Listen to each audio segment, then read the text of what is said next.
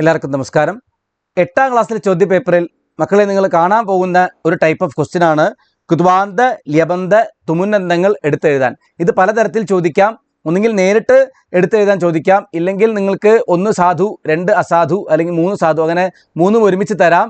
അല്ലെങ്കിൽ ഏതെങ്കിലും 3 പദങ്ങൾ തന്നിട്ട് ഇപ്പോൾ ഗൃഹീത്വ ല്യബന്ധം, സ്ഥാപയിതും തുമുന്നന്തം, അല്ലെങ്കിൽ ആഗത്യ കൃദ്വാന്തം, അങ്ങനെ തെറ്റായി തന്നിട്ട് കറക്റ്റ് ഓർഡറിൽ ഒരെണ്ണം കറക്റ്റ് ഓർഡറിൽ ഉണ്ടാവും. അപ്പോൾ എന്താണ്, അത്തരത്തിൽ കറക്റ്റ് ഓർഡറിൽ എഴുതാൻ ചോദിക്കാം.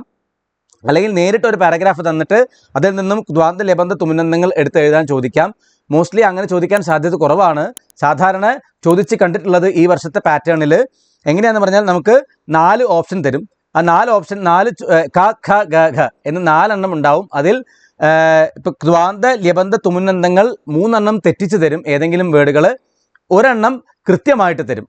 കൃദ്വാന്ത ല്യബന്ധ തുമുന്നന്തം ഇപ്പോൾ കൃത്യമായിട്ട് തരുമ്പോൾ ഗൃഹീത്വ കൃദ്വാന്തം, ആഗത്യ ല്യബന്ധം, സ്ഥാപയിതും തുമുന്നന്തം, അങ്ങനെ ഒരു ഓർഡർ. അതിലെ കൊടുത്തിരിക്കുന്ന ഒരു ക്വസ്റ്റ്യൻ അത് ശരിയായിരിക്കും, ബാക്കി 3 തെറ്റായിരിക്കും.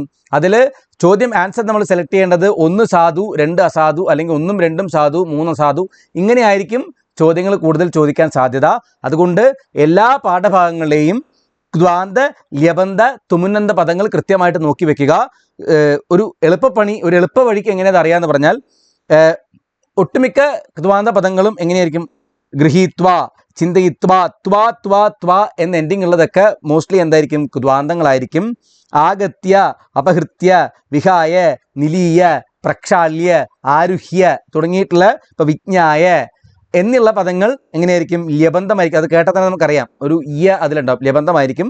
പഠിത്തും, സ്ഥാപയിത്തും, ഭോക്തും, ഗന്തും, ആഗന്തും, ലിഖിത്തും, ലേഖിത്തും, പാത്തും തുടങ്ങിയിട്ടുള്ള പദങ്ങളൊക്കെ എങ്ങനെയായിരിക്കും, അതൊക്കെ തും എൻഡിങ് ആയതുകൊണ്ട്, അവസാനം വരുന്നതുകൊണ്ട് അതൊക്കെ തുമുന്നന്ത പദങ്ങളായിരിക്കും. അപ്പോൾ ഇങ്ങനെ നമുക്ക് പെട്ടെന്ന് വേർതിരിച്ചറിയാൻ പറ്റും. അപ്പോൾ എല്ലാ ടെക്സ്റ്റ് ബുക്കിലെ 10 പാഠങ്ങളുണ്ട്. 10 പാഠങ്ങളിലും ഇത്തരത്തിൽ വരുന്ന പദങ്ങൾ സെപ്പറേറ്റ് ചെയ്ത് എഴുതി പഠിക്കുക. തീർച്ചയായിട്ടും 2 മാർക്കിന് വരെ ചോദിക്കാൻ സാധ്യതയുള്ള ചോദ്യമാണ്.